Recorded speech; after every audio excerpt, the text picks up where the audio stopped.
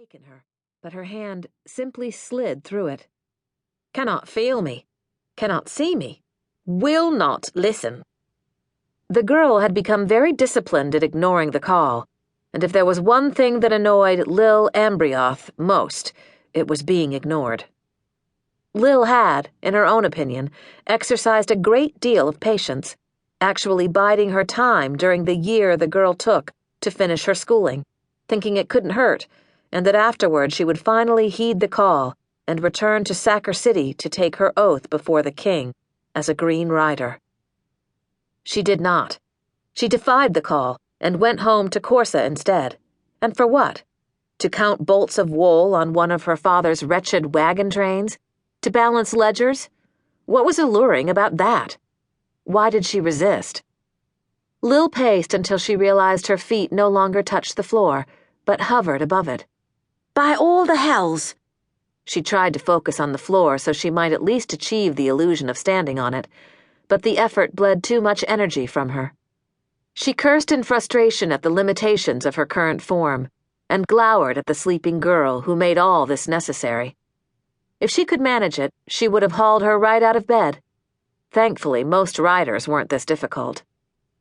And even while she thought this, she observed that the floor beneath her feet was covered by a rare Dernesian carpet, and that the carved beams overhead brought to mind the mastery of shipwrights.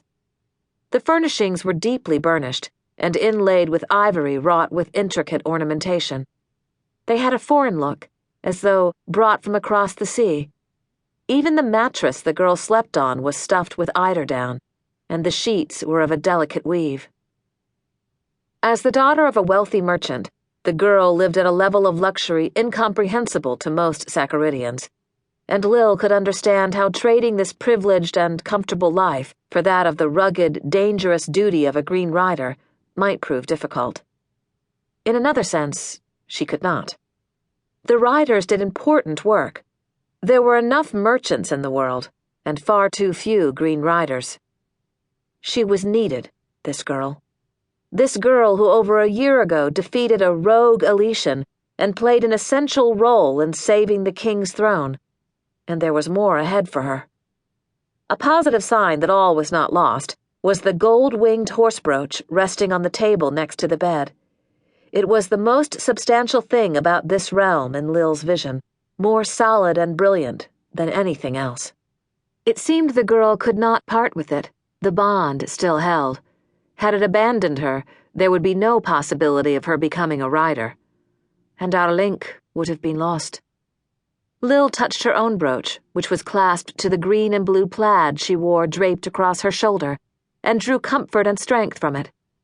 It had helped her come this far between the layers of the world. Its resonance sang through her, and the girl's brooch seemed to sparkle in response. "A rider's true heart the brooch shall seek." Lil cocked a smile as she remembered the old tune. "Great heart, stout heart, strong and bold, the iron hearts of riders glitter as gold." How could she forget? Every self-proclaimed bard and half-wit of the lands had taken up the tune wherever she rode, whether she sat in a great clan lord's banquet hall or in a dilapidated tavern with goats chewing on the rushes strewn across the floor. She couldn't escape it. It was better, she supposed, than having stones thrown at her, though some of the singers had been painfully bad. She glanced out the window at the moon and cast off the memories like an old cloak. There was work to do here, and time was growing short.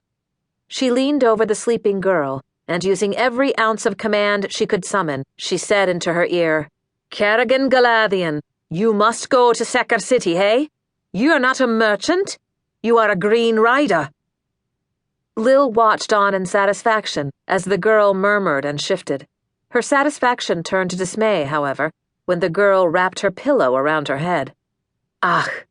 Lil shook her mane of unruly hair in disgust, and wondered if the girl's lineage had anything to do with her contrary nature. She had but one last recourse to fall back on, and if this failed, she had no idea of how to rouse the girl. Lil drew to her lips a twisted horn she kept slung at her side. It had been a gift from